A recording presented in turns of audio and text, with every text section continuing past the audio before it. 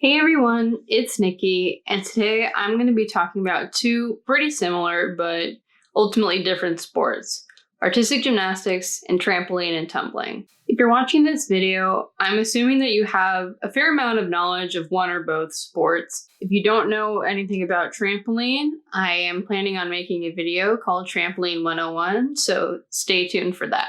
Trampoline 101 video will cover the basics of power tumbling, trampoline, and double mini trampoline, as well as synchro trampoline. This video is primarily about whether you, athlete at home, should choose to do artistic gymnastics, trampoline and tumbling, or possibly both. So to start off with, since I'm a bit biased as a trampolinist myself, we're going to start with the pros of trampoline and tumbling. Pro number one.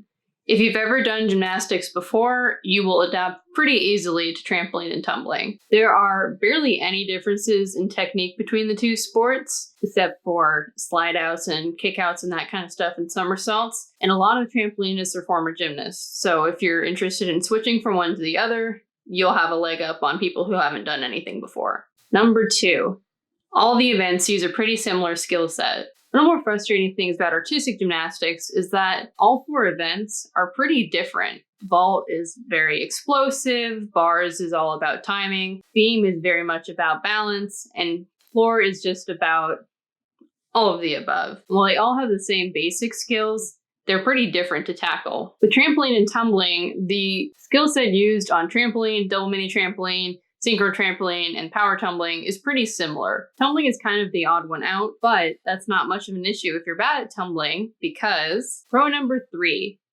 you don't have to be the same level on all events, and you don't have to even compete on all events. Another frustrating thing about artistic gymnastics is mobility scores. You have to earn a certain score all around to advance to the next level. And if you're just bad at one event, whether it's bars, beam, or even one aspect of an event like the dance elements on floor, it can really hold you back. With trampoline and tumbling, you don't have to be the same level on all events. When I competed in trampoline and double mini, I happened to be the same level, but I knew a ton of people who were different levels on trampoline and double mini, and a bunch of other people who were completely different level in tumbling. Speaking of which, I didn't even compete in tumbling when I was competing in trampoline because I didn't have the skill set yet that would allow me to compete at a level appropriate for someone my age. I guess I could have been doing forward and backward rolls if I really wanted to, but... And finally, and this is kind of coming out of left field, but bear with me, pro number four is that trampoline and tumbling is usually co-ed. What I mean by that is that trampoline and tumbling programs typically don't differentiate women's gymnastics from men's gymnastics. Like in artistic gymnastics, you have women's artistic gymnastics and you have men's artistic gymnastics, which are two not completely different sports, but they've got their own events, they've got their own code of points. They're pretty different. If you're not really familiar with the events in women's gymnastics and you watch men's, What this means for you male athletes out there is that if you want an opportunity to compete in gymnastics and a gym in your area offers a trampoline and tumbling program, it's very likely that they will let you compete. Because you don't need separate equipment for men's and women's gymnastics, most trampoline and tumbling teams are co-ed. Now let's get to the cons of trampoline and tumbling. Number one is that, at least in the United States, it's a pretty unknown and underappreciated sport. If you tell someone, I'm a gymnast, most people get the idea of what you do. You do flips, you do beam, bars, all that jazz. But if you tell someone you're a trampolinist or a tumbler, most people will be like, that's a sport, and they might not really understand all the effort that goes into it. And don't even get me started on trying to explain what a double mini trampoline looks like to someone who's never seen it. Like it goes like this, and then this, and you jump off it. It's like, oh my god, it's a nightmare. Con number two, and again, this might be more US specific, but it ties into the first one, is that it's not a very large sport. I was surprised at how large trampoline was in Iowa. All in hindsight, the trampoline was invented in Iowa, so it would make sense there would be some competitive contingent from the Midwest. But in a lot of parts of the United States, it is really hard to find a gym that offers trampoline and tumbling, recreationally or competitively. It's not as hard to find a gym, say, as acrobatic gymnastics, but it's harder than rhythmic gymnastics, and it's most certainly harder than artistic gymnastics. Again, this is US specific. I know trampoline is bigger in a lot of other countries, but something to consider. Number 3, the lack of artistry. Now, I would argue that in its own way, trampoline is a very artistic sport. There's a lot of artistry and mastery to the skills performed in trampoline passes and tumbling passes. However, there's not a creative element like there is in artistic gymnastics, specifically floor and balance beam. So if you really like dancing, this might not be the sport for you. It's not very artistic. And number 4, and again, this is America specific, but it's a really big one if you're an athlete in America, is that there is a definite lack of college opportunities for trampoline and tumbling. As of 2019, although I probably don't need to specify that, I don't think it's ever going to happen, there is no NCAA trampoline or tumbling offered at any college in any division. And I gotta look up what this is called, National Association of Intercollegiate Gymnastics Clubs, which is the governing body for, as it says, gymnastics club sports at colleges, has recently added trampoline and tumbling to the roster of its events, but it's not going to offer you any scholarship opportunities. However, there are ways to circumvent this. For instance, a lot of colleges will recruit trampolinists and tumblers for their diving programs, their cheer programs, or increasingly their acrobatics and tumbling programs. Although the last one of those is only for women. All right, now time to get into the pros of men's or women's artistic gymnastics. Pro number 1, at least on the women's side, is that it is a very well-established sport across the world, and particularly in the United States. Whether you live in a city or you live in the middle of nowhere, you will be able to find a gym that offers women's artistic gymnastics. Although if you're older like me, it can be a bit difficult. Boys programs are harder to find, but they're still more ubiquitous than trampoline programs. Number 2, there's artistry. You can dance to music, you can dance on beam.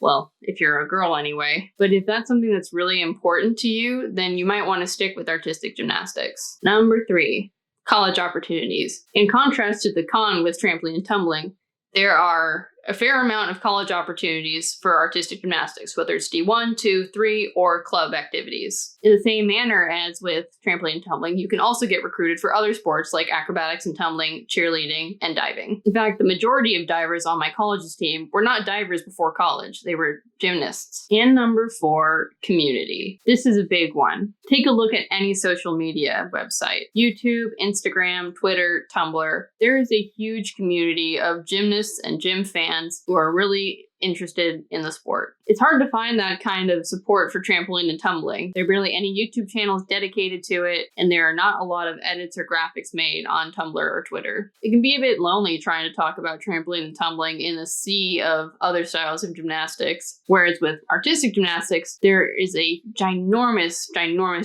community of like-minded people that you can talk to. And now on to the cons of women's artistic gymnastics and men's artistic gymnastics. Number 1, it's expensive. Now, this depends on the region of the country you live in, or whatever country you live in, as well as the type of trampoline and artistic programs you have, whether it's XL, JO, Elite, all that stuff. But the cost of artistic gymnastics, especially, I've noticed, adds up. You've got expensive leotards, you've got expensive warm-up gear, you've got expensive practice gear, travel, membership fees. One reason that my gym did not participate in USA Gymnastics, aside from the fact that there are like no USA Gymnastics competitions in Iowa, was that the membership fees and the meet fees were especially high. Artistic gymnastics definitely does not cater to lower income families. In contrast, at my gym, my leotard was $35. I got it off Amazon.